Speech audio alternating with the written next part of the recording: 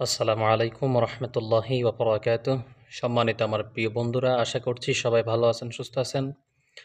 আমিও আলহামদুলিল্লাহ আপনাদের দোয়া ও ভালোবাসায় ভালো আছি, সুস্থ আছি, শুকরিয়া আদায় করছি আলহামদুলিল্লাহ। তো প্রতিদিনের মতো আজও আপনাদের মাঝে চলে আসছি, আপনাদের প্রিয় একজন ব্যক্তি, আমি হাফেজ মাওলানা নজরুল ইসলাম নোয়াখালী। তো আমরা আজকে যে টপিক নিয়ে কথা বলবো, থাম্বনেলের মধ্যে দেখে অবশ্য আপনারা বুঝে ফেলছেন। আমাদের আজকের টপিক হচ্ছে দূর থেকে সালানের মাধ্যমে বশীকরণের তদবির করা। তো দূর থেকে বশীকরণের তদবির সালানের মাধ্যমে করার জন্য যেটি প্রয়োজন, ১ নম্বরে আপনার কাছে কিছু মুমিন জিন্নাত থাকতে হবে। যে সমস্ত ভাইয়েরা আমার কাছে প্রশ্ন করছিলেন যে দূর থেকে সালানের মাধ্যমে তদবির করতে চাই কিন্তু কিভাবে করব। তো ১ নম্বর শর্ত হলো আপনার কাছে মুমিন জিন্নাত থাকতে হবে। এই মুমিন জিন্নাতদেরকে দিয়ে আপনি সালানের মাধ্যমে যত কাজ আপনার করা প্রয়োজন সমস্ত কাজ আপনি এই মুমিন জিন্নাতদেরকে দিয়ে করাতে পারবেন ইনশাআল্লাহ। তো ২ নাম্বার কাজ হলো মুমিন জিন্নাতদেরকে আপনি যেই রুগীর কাজ করবেন তাকে যেই তদবির আপনি দিবেন ওই তদবিরের সাথে রুগীর ছবি, রুগীর নাম, রুগীর পূর্ণাঙ্গ ঠিকানা আপনি মুমিন জিন্নাতকে দিয়ে দিতে হবে। অর্থাৎ কিছু কিছু কাজ আছে, সম্পূর্ণ কাজ কিন্তু মুমিন জিন্নাতদেরকে দিয়ে করানো সম্ভব না। কিছু জিনিস আপনাকে নিজ থেকে তৈরি করে জিন্নাতের হাতে তুলে দিতে হয়।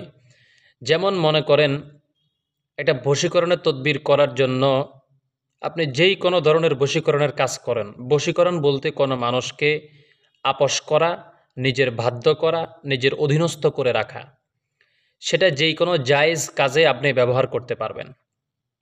তো ১ নম্বরে মুমিন জিন্নাত যদি আপনার কাছে থেকে থাকে, ২ নম্বরে আপনি যেই তদবির লিখবেন আমি স্ক্রিনের মধ্যে দিয়ে দিয়েছি, দেখেন।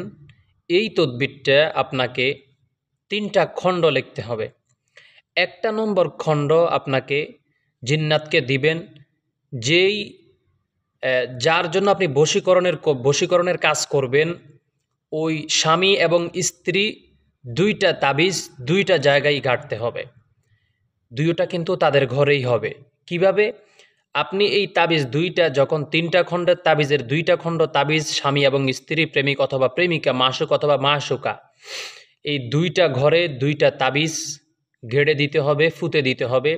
আপনি ফুতা লাগবে না, আপনি আপনার মুমিন জিন্নাতকে দিয়ে দিবেন, সে এটা ফুতে দিবে।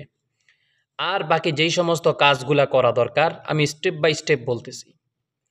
এরপরে এই ২টা তাবিজ যখন ফুতে ফেলা হবে, ৩ নাম্বার যেই তাবিজ আপনার কাছে থাকবে, এই ৩ নাম্বার তাবিজটাকে আপনি উত্তপ্ত আগুনের মধ্যে জ্বালিয়ে দিতে হবে। তো এই ২ নাম্বার কাজ শেষ। ১ম নাম্বার জিন আপনার কাছে থাকতে হবে দূর থেকে বশীকরণের কাজ করার জন্য। ২ নাম্বার তদবির আমি দিয়েছিলাম, তদবির অনুযায়ী কাজ করবেন। ৩ নাম্বার আপনাকে লোহার পেরেক নিতে হবে ৭টা। ৭টা লোহার পেরাগের উপরে, লোহার জলি ফেরাগের উপরে আপনি সূরা ইয়াসিন শুরু থেকে শেষ পর্যন্ত ৭ বার পড়তে হবে এবং প্রতিবারে পড়া শেষ হলে আপনি বলবেন যে অমুকের ছেলে অমুকের মেয়ের উপরে যেন বাধ্য বশীকরণ হয়ে যায়।